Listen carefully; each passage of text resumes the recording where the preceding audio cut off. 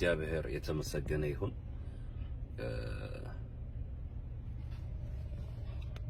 አንዳንድ ትላንትና በሰራሁት ቪዲዮ ላይ አይ ቲንክ አንዳንድ ነገሮች መስተካከል አለበት ሳይሆን አንዳንድ ሰዎች ሜቢ ሚስ አንደርስታንድ አታደርጉኝ ብዬ ነው እቺን አጭር አይዲያ ለመልቀቅ ያሰብኩት። እንዴት ጠላቶቹን ይህን ሁሉ ሰው አርደውና አብይ አህመድ እንዴት ይባርካል? እኛስ ወንድሞቻችን በዱር በገደል አይደለም ወይ ያሉት? ምን ተቀብሎ ነው ከነዚህ ሰዎች ወይስ ከነሱ ጥቅም ፈልጎ ነው የምትሉኝ? በጣም ተሳስታችኋል ወገኖቼ፣ በጣም ተሳስታችኋል። ጌታ ምስክሬ ነው።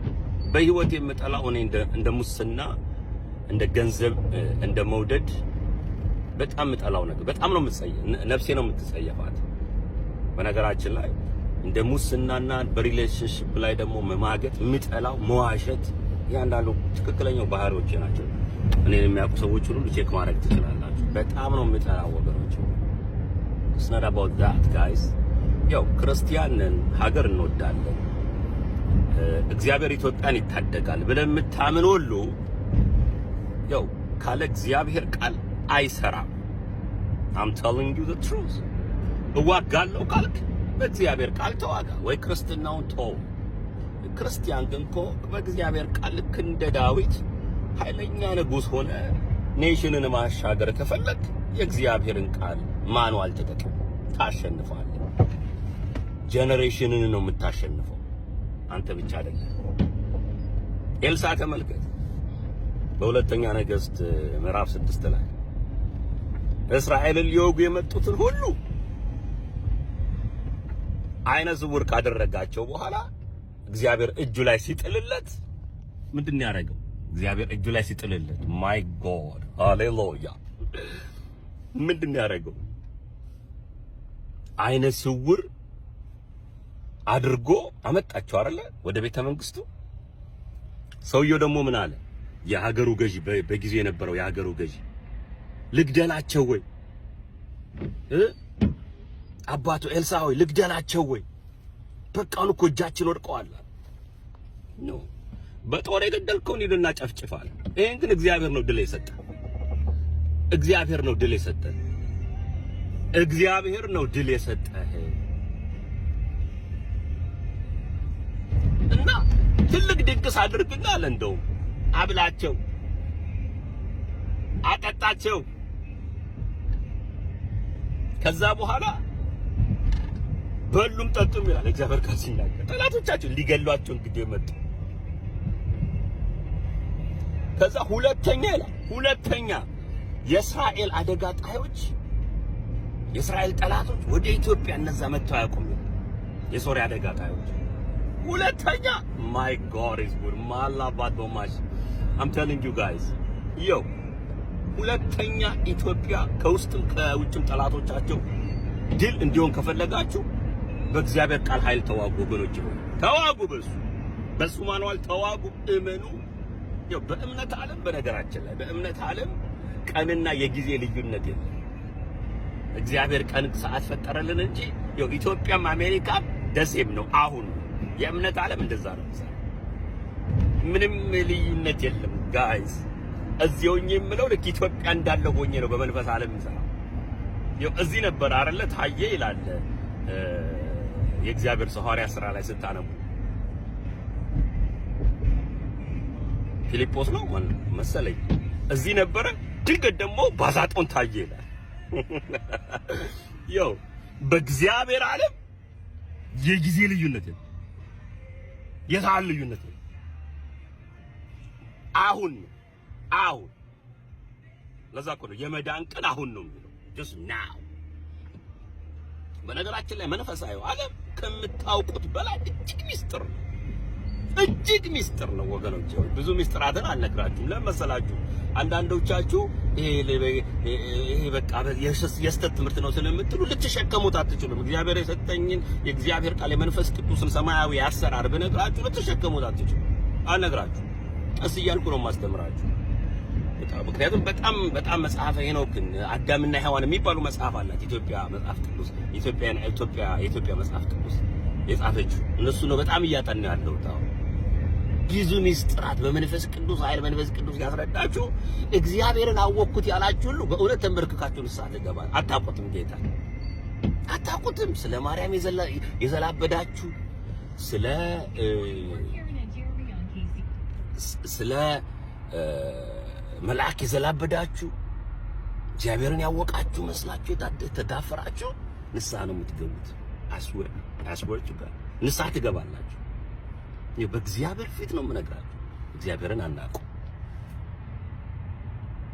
ዛሬ ደግሜ የምነግራችሁ ባርኩ፣ በቃ ባርኩት። እስቲ ሰውየው እኮ የሚችለውን ያህል ነው በቃ ያለውን አቅም ሁሉ አብይ አህመድ ሰርቷል።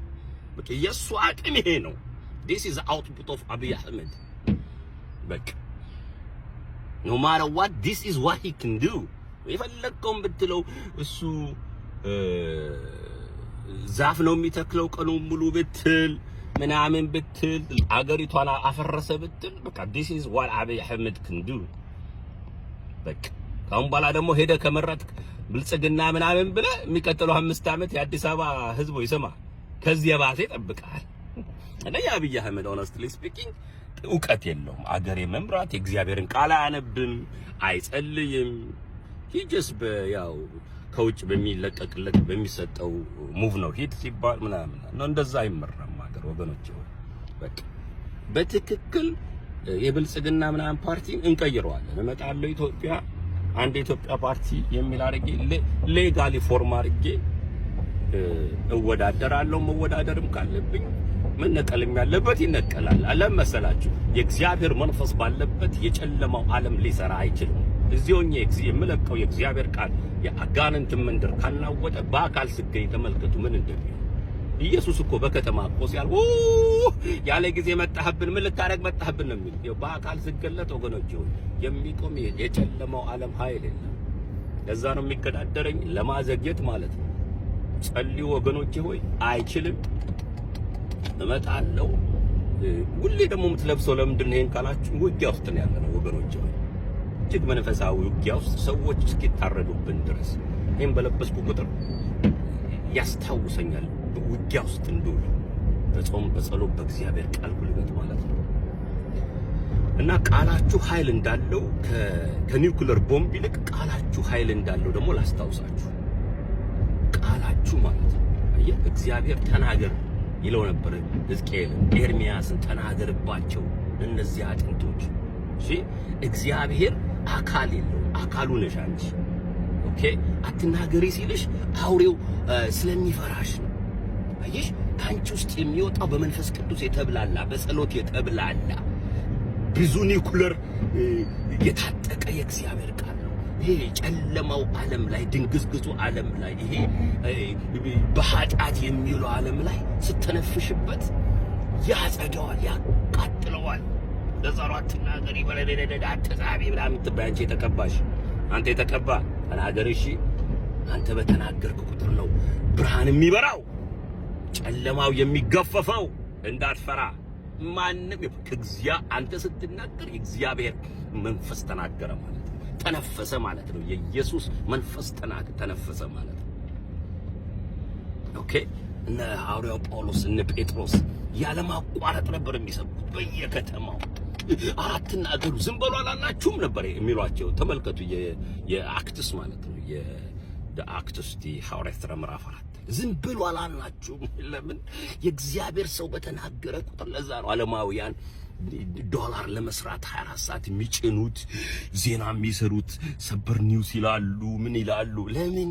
ያውቃሉ ሰው ከሚያዩና ከሚሰማው ይወሰዳል። ከኛ በላይ ነው መጽሐፍ ቅዱስ የሚያጠኑት።